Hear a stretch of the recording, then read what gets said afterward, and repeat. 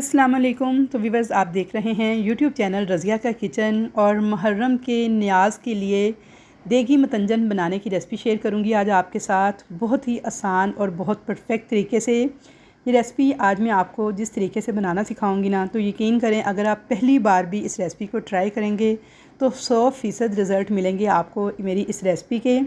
तो अक्सर जब हम घर पे मतंजन बनाते हैं तो चावल जो हैं कड़क हो जाते हैं, खिले खिले नहीं बनते, शीरा जो है चावलों में रह जाता है।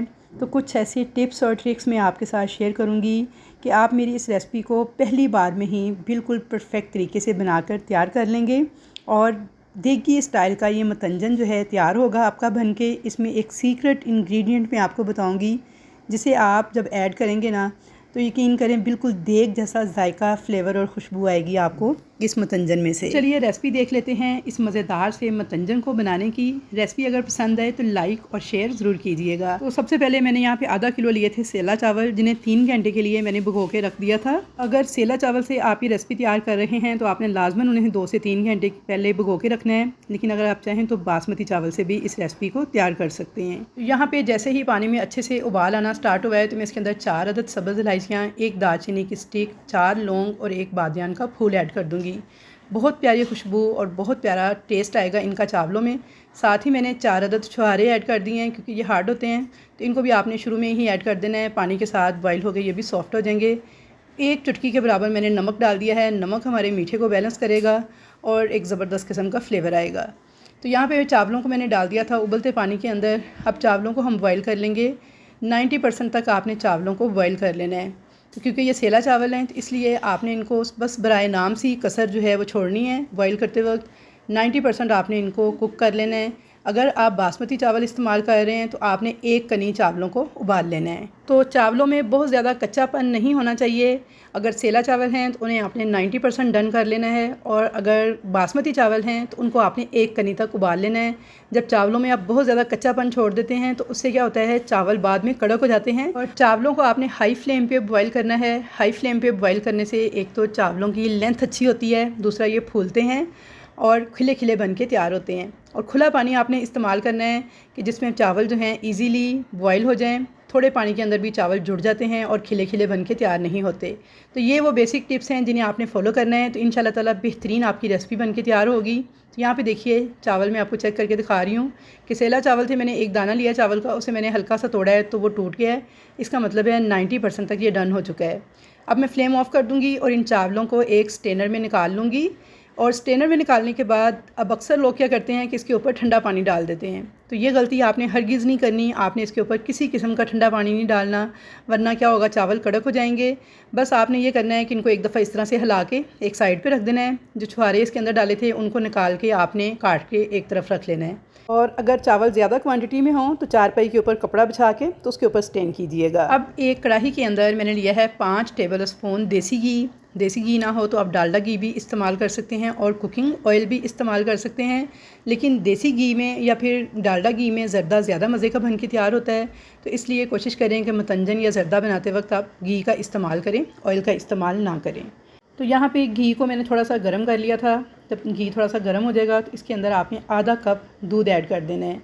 तो यहाँ पे मैं सेला चावल इस्तेमाल कर रही हूँ तो इसलिए मैंने आधा कप दूध ऐड किया है। अगर आप बासमती चावलों के साथ इस रेसिपी को बना रहे हैं तो आपने 1/4 कप दूध ऐड करना है, यानी दूध की क्वांटिटी को आपने हाफ़ कर देना है।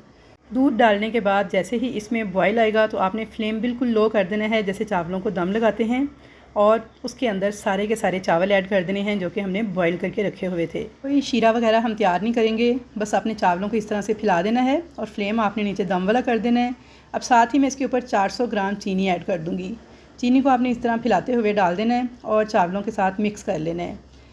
तो यहाँ पे देखिए जी, चावलों को चीनी के साथ मैंने मिक्स कर लिया है। तो क्योंकि ये सेला चावल हैं इनके टूटने का इतना डर वगैरह नहीं होता, तो इसलिए आपने बेफिक्र होकर चावलों को चीनी के साथ मिक्स कर लेना है। लेकिन अगर आपके पास बासमती चावल हैं तो आपने बहुत हल्के हाथों के साथ ये मिक्सिंग करनी है और साथ ही आपने फ्लेम हाई कर देना है। अब हाई फ्लेम पे आपने चावलों को पकने देना है चीनी के साथ, यहाँ तक कि इसके किनारों से धुएँ निकलने शुरू हो जाएंगे, स्टीम बनना शुरू हो जाएगी। तो यहाँ पे देखिए चावल के किनारों से धुआं निकलना स्टार्ट हो गया है, अच्छी सी स्टीम बनना स्टार्ट हो गई है। मैं आपको चेक करवा रही हूँ तो ये देखिए शीरा भी इसके अंदर सारी चीनी मेल्ट होकर बनना शुरू हो चुका है। अब आपने क्या करना है, एक दफ़ा चावलों को इस तरह से बैलेंस कर देना है ऊपर से। किनारे वगैरह इसके साफ़ कर लीजिएगा। हल्के हाथों के साथ मिक्सिंग करने के बाद बिल्कुल लो फ्लेम कर देंगे जैसे चावलों को दम लगाते हैं।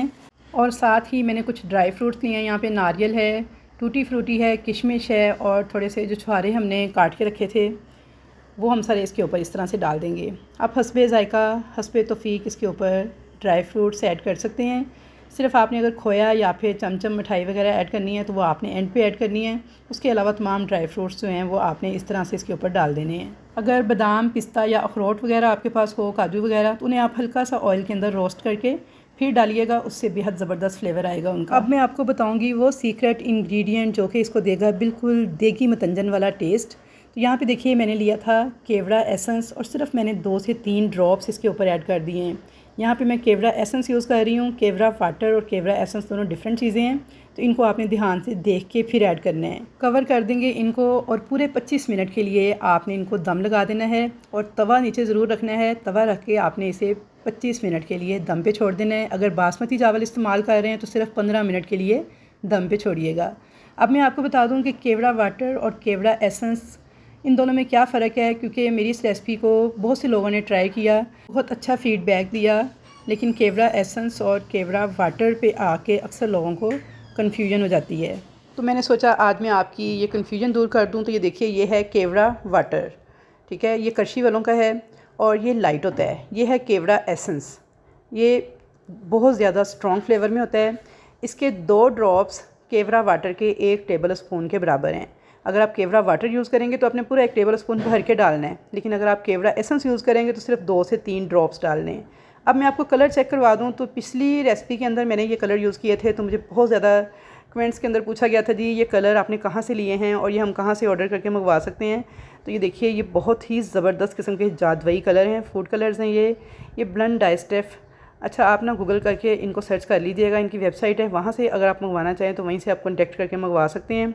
तो ये कोई ब्रांड प्रमोशन नहीं है, सिर्फ ये बहुत अच्छे कलर हैं इसलिए मैं आपको बता रही हूँ। और ये मैंने एक बेकिंग से रिलेटेड सेमिनार अटेंड किया था, तो वहाँ पे उन्होंने मुझे एज ए गिफ्ट दिए थे, लेकिन अब मैं इनको ऑर्डर करके मंगवाना चाहूँगी क्योंकि बहुत ज़बरदस्त ये हैं। अच्छा अब यहाँ पे देखें तकरीबन 20 मिनट हो गए थे चावलों को दम लगाए हुए और चावलों का पानी काफ़ी हद तक ड्राई हो चुका है, जो इसके अंदर थोड़ा बहुत था शीरा।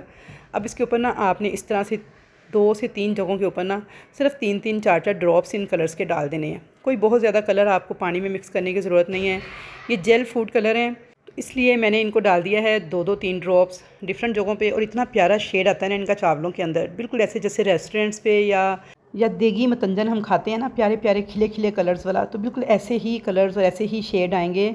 जो नॉर्मल हम कलर यूज़ करते हैं लिक्विड, तो उनका क्या होता है एक का कलर दूसरे पे आ जाता है और चावलों अजीब से बदरंग से चावल तैयार होते हैं, लेकिन इनसे बहुत खूबसूरत कलर आता है, बहुत शाइनी किस्म के ये चावल पकते हैं। तो बहुत ज़बरदस्त ये कलर्स हैं। ये आप केक बनाने के लिए, बेकिंग के लिए भी यूज़ कर सकते हैं। फूड कलर्स के तौर पे बिरयानी में, ज़र्दे में, मतंजन में भी यूज़ कर सकते हैं। मैंने तकरीबन इन्हें बिरयानी में भी यूज़ किया है, बहुत ज़बरदस्त कलर आया इनका, और मतंजन में भी और केक्स वगैरह की क्रीम के अंदर भी। तो मेरी तरफ से ये 100% रिकमेंडेड है। अगर आप यूज़ करना चाहते हैं तो आप इन्हें बेफिक्र होकर यूज़ कर सकते हैं। लेकिन अगर नहीं है ये कलर तो फिर आपने क्या करना है, पाउडर कलर जो हैं थोड़े थोड़े घोल लेने हैं पानी के अंदर और हाफ़ टी-स्पून के बराबर सेम इसी तरीके से 3-4 जगहों पे आपने डाल देना है।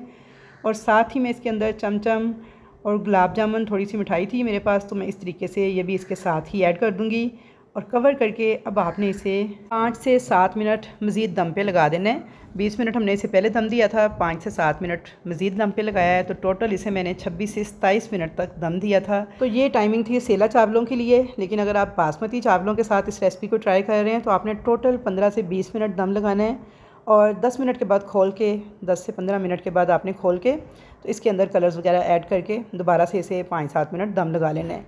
तो यहाँ पे आप देखिए माशाल्लाह से कितने खूबसूरत कलर आए हैं। एक एक दाने के ऊपर जो कलर आ चुका है ना, वो दूसरे चावलों के ऊपर नहीं आएगा।